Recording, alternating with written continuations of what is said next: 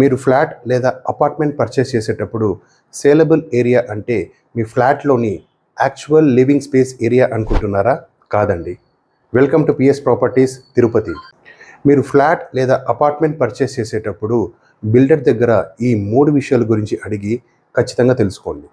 First, carpet area అంటే మీ ఫ్లాట్లోని outer walls 4 గోడల మధ్యలో యూజ్ చేసుకునే నెట్ యూజబుల్ ఫ్లోర్ ఏరియానే కార్పెట్ ఏరియా అంటాం.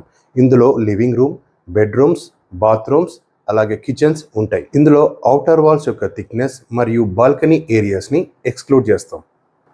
2, బిల్టప్ ఏరియా అంటే కార్పెట్ ఏరియా ప్లస్ ఇంతకుముందు మనం ఎక్స్క్లూడ్ చేసిన ఔటర్ వాల్ థిక్నెస్ మరియు బాల్కనీ ఏరియాస్ని ఇందులో యాడ్ చేయడం ద్వారా వచ్చేదే బిల్టప్ ఏరియా.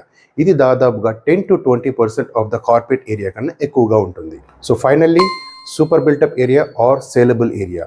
ఈ కాన్సెప్ట్ని చాలా జాగ్రత్తగా అర్థం చేసుకోండి.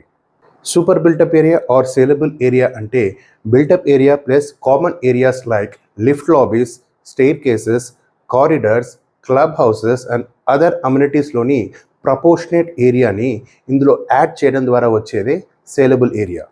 సేలబుల్ ఏరియా అంటే మీ ఫ్లాట్లో యూజ్ చేసుకునే ఏరియాతో పాటు అమ్యూనిటీస్లోని కామన్ ఏరియాస్ని కొంత భాగం వరకు అన్ని ఫ్లాట్స్కి బిల్డర్ యాడ్ చేయడం జరుగుతుంది. ఈ saleable area 20 to 30% of the carpet area కన్నా ఎక్కువగా ఉంటుంది. సో మీరు ఫ్లాట్ లేదా అపార్ట్మెంట్ పర్చేస్ చేసేటప్పుడు ఏ ఏరియాకి ఎంత పే చేస్తున్నారో బిల్డర్తో క్షుణ్ణంగా అడిగి తెలుసుకున్న తర్వాతే పే చేయండి. సో ఈ carpet area, built-up area and saleable area గురించి ఒక మంచి ఎగ్జాంపుల్తో నెక్స్ట్ వీడియోలో మనం తెలుసుకుందాం.